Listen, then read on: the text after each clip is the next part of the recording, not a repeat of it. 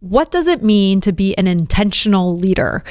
Leading with intentionality sounds simply inspiring, but in this episode, we will learn how to implement it effectively to truly lead and motivate your team. Welcome to the Bootstrappers podcast, where we help entrepreneurs scale their business with remote teams.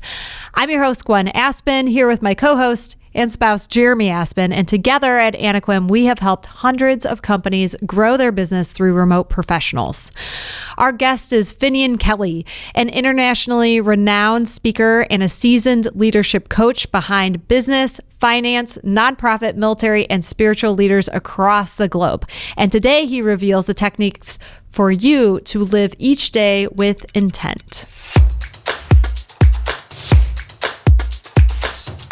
Finnian is an internationally renowned speaker and a seasoned leadership coach behind business, finance, nonprofit, military, and spiritual leaders across the globe. Welcome to the show. How are you doing, Finnian? I'm doing amazing, thank you. It's coming to the holiday season. I'm back home in Aspen. Very cool. It's nice. Oh, well, that doesn't suck. I saw you, Finnian, speak at an EO event where you teach leaders how to be more intentional with their lives. And I just found it so inspirational. And so that's why we wanted to have you on the show. But one of the things that leaders are dealing with, and one of the questions I had for you, is how do leaders, after they go to an event like that, and they're so inspired, take that inspiration and lead their team in a more intentional way? So it's a great question. One of the most important things is that as a leader is that we actually put in practice before we go preach to anyone else. So we understand that we have this great energetic field around us. And when we change our field, it actually starts interacting with other people's fields as well. So the first thing is apply something. I always say you're one breath away from intentionality, because one breath gives you a chance to pause and then choose how you want to respond in a situation with a new behavior rather than a reactionary program. So that would be the first thing I recommend, is just apply something that you learn. And then once you've had some experience with it and seen the results, then it's easier to introduce this to other people, because they will actually have experienced the transformation in yourself. That is helpful, because you can't really give something that you don't have yourself. Yeah, that's right. And it's just easier as a leader.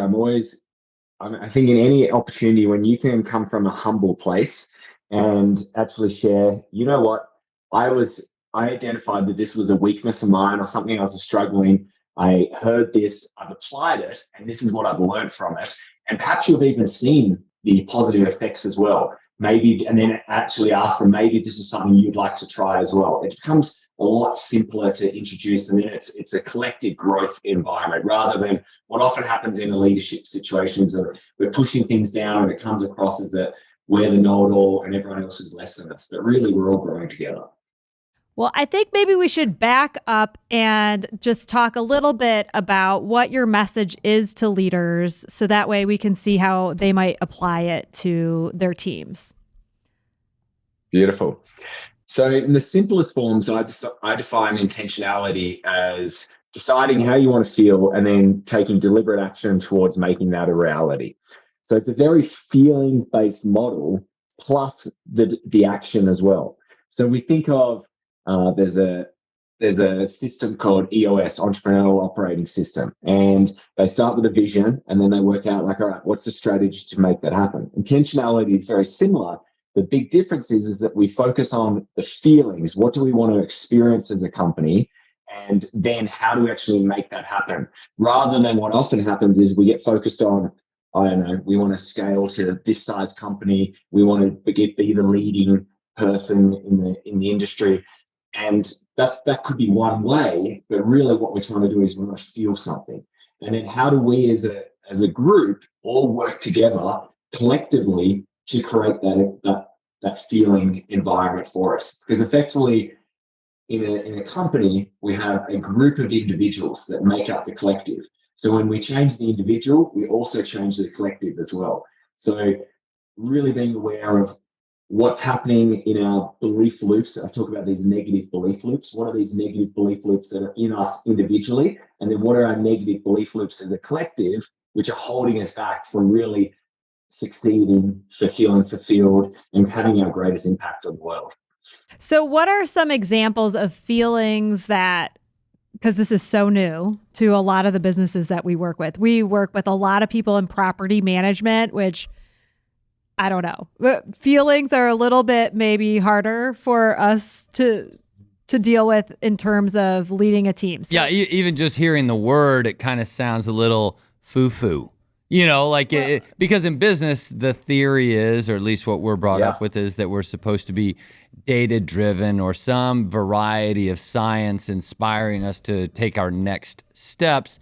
I'm not going to answer the question. I guess that is a question, but part of it is that we're human, and we are sentient, and we are social.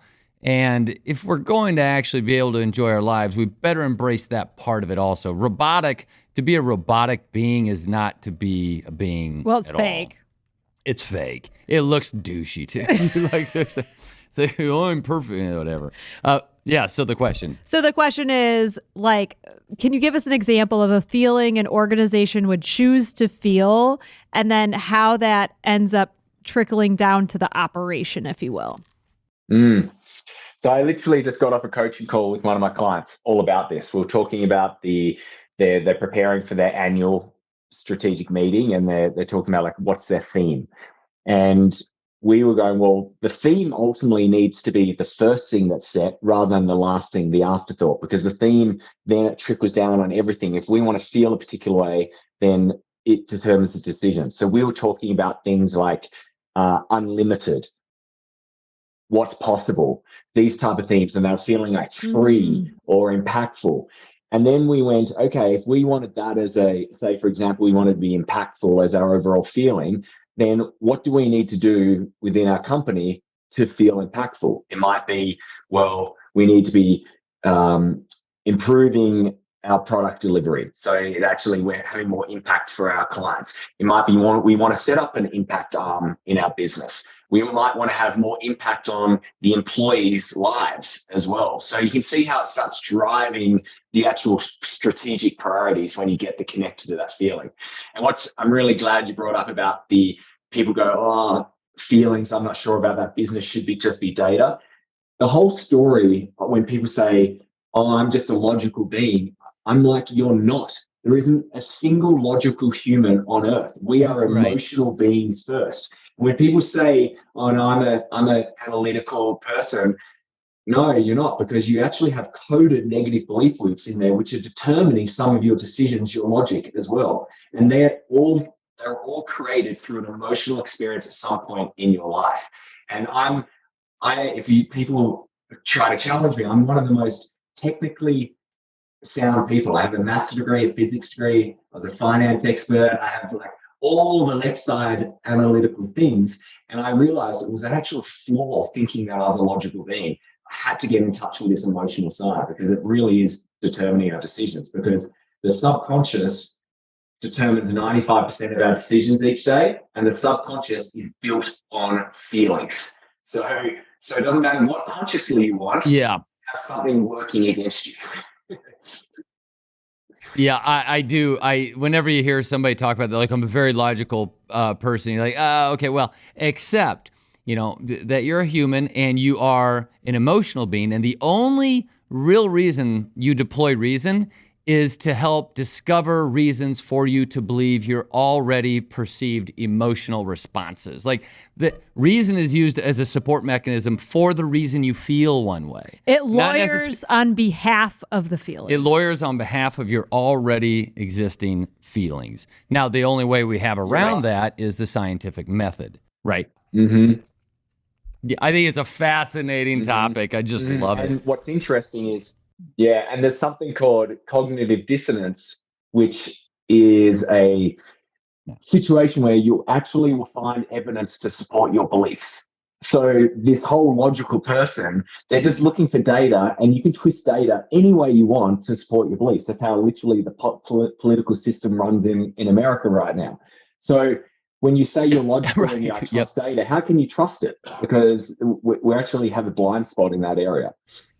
I wonder if I can drill down a little bit to so maybe the specifics of business and email. I'm on this kick with email right now, but intentionality and email. Email is everybody feels like they're getting stuff done. They really never have to take a whole bunch of time to do deep work, and so. When you're talking to businesses, do you have a section about email and how you can make it more intentional by chance? Because to me, it seems counterintuitive. You almost can't have email and be intentional. I don't know if that's true, but it's where I am right now today. It makes me laugh because this is a personal journey I've just recently been on. I realized I was addicted to email. It's been part of our life for a really long time. And it does give us a big dose of dopamine when we complete an email, even though it doesn't actually often add that much value to what we're doing as a company. It also, the problem with the email is every time you email, you think you're getting your inbox clear, but it creates more emails because that's the nature. It's an unlimited process. And the other problem is it can also be a source of cortisol because you might get some unpleasant information in your email, and then that hijacks your emotions and actually puts you in a state where you're not into a creative zone. So email is a very important part to start dealing with intentionality. So for myself personally, I've now banned myself from being in email. I have an assistant who is responsible for my email, and I'm not allowed to go in and check until she's sort of processed everything, gone through everything, and given me a summary, and then I'm allowed to go in and do it. And it's amazing how I still just want to go in to find out information because it's like a drug. So having those very intentional systems and in place are really important. And what I've learned with any system is you've got to understand that some of these bits of technology, like the phone, we've got the smartest people in the world whose sole role is to get you to spend more time on these devices. So thinking that we can just do it through free will is really, really hard. So you've got to put barriers in place. So I do certain things like I don't have email on my phone anymore. I leave my phone downstairs at certain times. I have all these systems in place to protect me because the only thing I've discovered is out of mind. It has to be like a physical distance away from me because otherwise I'm going to keep accessing it. So I've got something for you that you're going to love if you haven't come across it yet. It's a book by Cal Newton, and it is called A World Without Email. He also wrote Deep Work. So anyway, those two things go together nicely. Just a great book. So I just want to bring this back because I think Jeremy brings up a really good point. This is the divide that I think a lot of people struggle with. So I come to your event. I'm all inspired to be intentional. I'm going to work on my feelings. I'm going to bring it back to the office. And then reality hits and I'm just in operational madness, say. So can you help us? Can you give us a few tools that take us from, the heady idea, I'm going to feel this feeling of impact, and now I've got to roll this out into the real world where my email inbox is full, for example? Yeah. So to start with, it all happens on how you go to bed the night before. So I'm a big believer in morning routines, but the morning routine actually starts the night before. So in the evening, when you actually understand how the subconscious works, the most malleable time, the most impressionable time to imprint on the subconscious about what you really want is when you're in theta, which is the brainwave state just as you're falling off to sleep, that drowsy state. And what you're feeling, what you're thinking, what you're experiencing during that time will ultimately determine the decisions that are made in your life in the next few days or a week or two, because the subconscious will just take that on and go, all right, that's what they want to execute. So that's what they're feeling. So what this means is if you're feeling and thinking about stressful things, about fear, then you're going to create more of that in your life. If you're feeling more about love, you're feeling abundance, you're feeling possibility, then they're the things that are going to start showing in your life as well. So really being clear. And I always say that when we talk about the creators, because ultimately that's what entrepreneurs are, we're creators, that there is your most sacred creation time of any part of the day. It's more important than anything else. We also get another opportunity when we first wake up in the morning, just as we're coming out of that drowsy state, rather than thinking about, what you've got on today, get back in and start getting into that creation, like of the big picture. And if you do that, you're already ahead of 99% of the other people, because you're now becoming a conscious creator, which is ultimately what I want everyone to do. So that'd be the first tool. Then in the morning, setting the intention and going, okay, what's the intention for today? How do I want to feel? What's impact I want to have? What would look like a successful day? And then actually being disciplined, which is one of the principles of intentionality, is being disciplined and making sure that you're setting up your systems to create the environment for success. Like, we understand environment is very important. So if we know, and we know this through science, that we can't multitask, every time something happens, we're distracted for 90 seconds or more, then we need to make sure that our environment doesn't have things coming in and affecting us and hijacking us. And it's actually one of the challenges of the virtual world now, is that we're on all the time. Anyone can just come into your office room, like open up the door and go, hey, Finn, can you help me with this? Where it used to be a bit more of a physical barrier to do that. So we need to almost think about our virtual world in a physical realm and go, do I want to be interrupted right now? And I think if you do that, we'll actually know. If you create those systems, then you're going to be able to start actually living and breathing and putting all these systems and practices in place of intentionality. So to bring it to the physical realm, the way I look at this, what you're bringing up is when you're switching from one task to another. And when I worked in the manufacturing, it's referred to as retooling.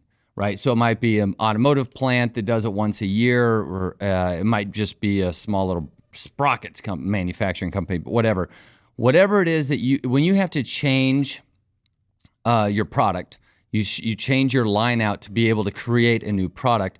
It's a huge load of energy to make that change. Now, our brain operates in a very similar way, because anytime you shift from one task to another task, that load is a really large load, because you have to kind of stop, think what it was you were doing, where you were at, what you wanted to do, and then you need to kind of roll back into it. So it takes, I don't remember the number, but something like 2 or 3 minutes just to be able to switch over to do something else halfway decent.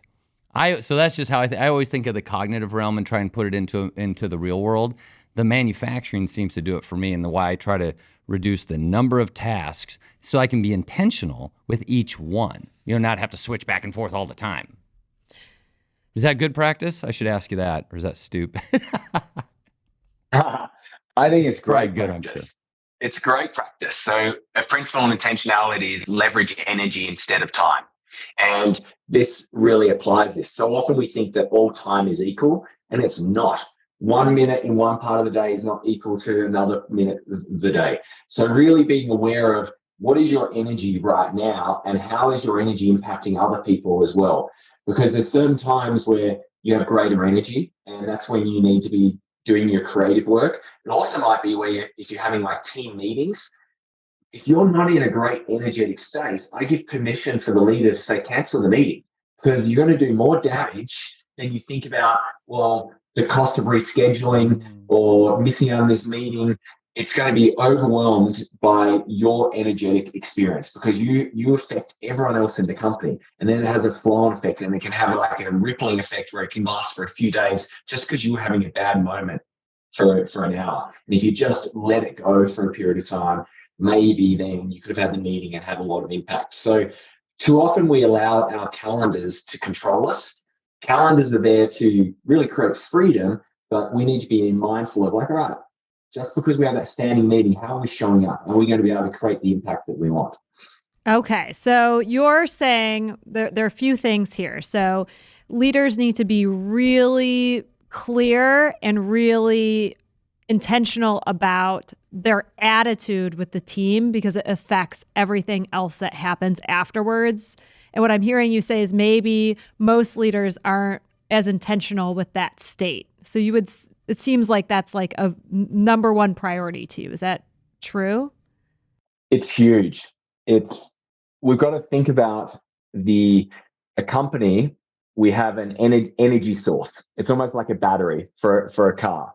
And in the battery, for example, like a Tesla car, we have like multiple battery cells, which in this example could relate to the individual humans. Now, as a leader, effectively, you're the supercharger. You're the person who they come to. They're like, we're feeling a little bit drained. We need to be boosted up. And if you become a supercharger which suddenly doesn't have as much charge, and you start taking charge from the team, before you know it, they can't actually survive. The battery goes dead. So we are the most important person in the company. And if you think about it as energy and going, am I being energy additive or energy detractive from the company? It becomes very, very simple. And a lot of leaders are energy detractive. They're not aware of what they're doing to the team. And it's why so often when leaders go on sabbaticals or go different breaks, often the team works better sometimes because the leader is not stopping them from actually being their full potential. Okay, so just one question about this. So let's say a leader is super stressed out, right? The economy is very volatile right now. I know a lot of leaders that is affecting. So can you fake this, or does it have to be authentic? It needs to be authentic. And that's where I'd say to you is, as a leader, is you need to do some personal work to explore why is it that you're allowing yourself to be so stressed. Like stress, you don't need to be stressed. Stress is your relationship to a particular event and the stories that you're telling yourself about it. And I had a mentor who would say, you either are able to do something about an event, and if you can, then do it. So then there's no point being stressed because you can actually do something. And if you can't do anything about it, then there's no point being stressed about it because you actually have no ability to impact it or change. So going over and over again in your head about, well, the company's going, world's going into recession, all these stories, they're just stories and you don't have to buy into it. And instead go, by putting myself into this stressful state, I'm bringing cortisol, I'm lowering my ability to actually make decisions, which then is going to have a greater negative impact on the company. You can see that you're not adding any value. So it's, yes, be aware of what's going on, deal with it, and then move forward. And that's where you have to be in a place where you need to learn how to navigate different stressful situations to be able to work through it really quickly so you can keep being the leader. And that's ultimately why you're the leader, is you need to be in a place where you're being soothing and calming to everyone in the company rather than creating a high cortisol environment.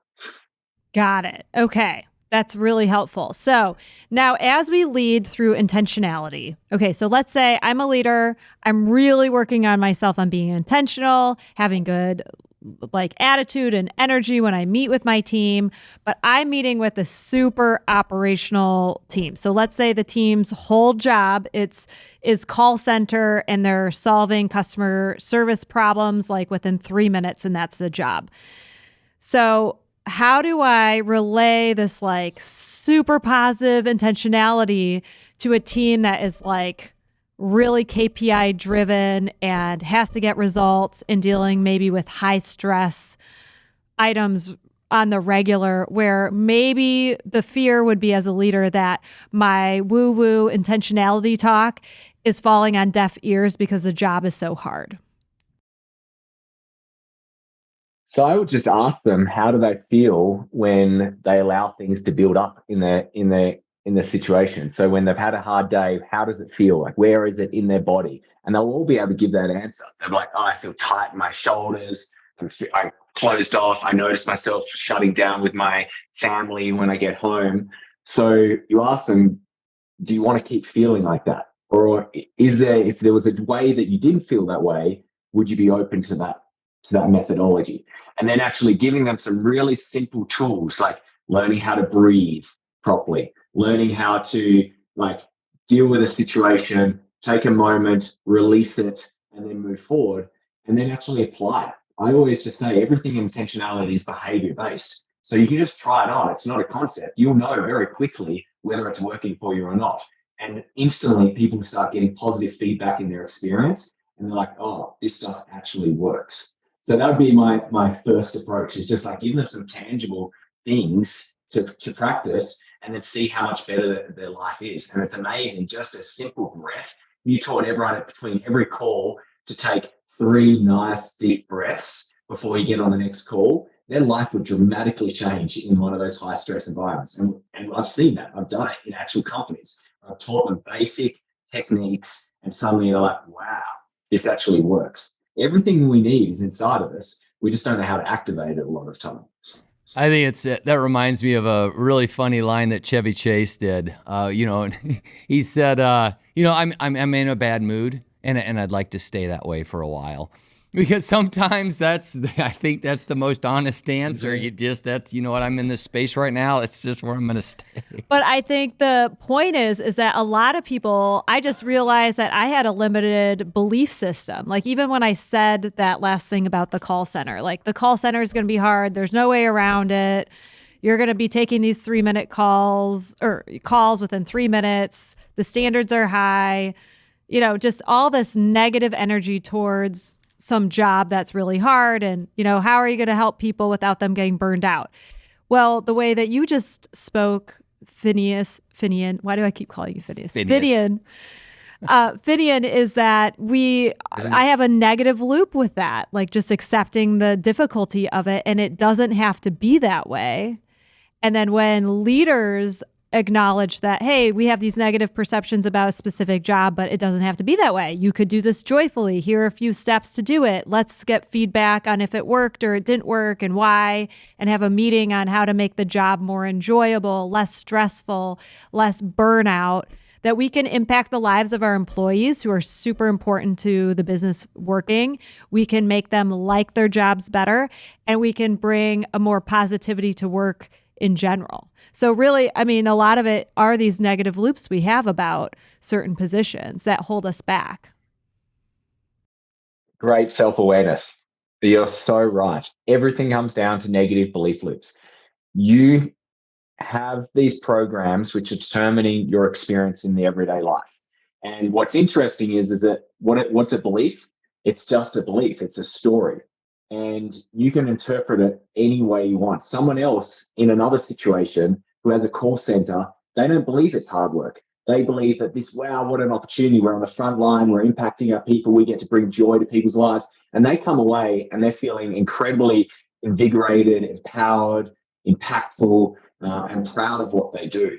So all I say is that you can believe whatever you want to believe, just as long as the belief is serving you. And most people's beliefs aren't serving them. So why not choose another belief? And that's really the core of intentionality, is uncovering what are your negative belief loops, identifying what would be the new positive belief loop, and then start doing the behaviors which actually enable that to happen.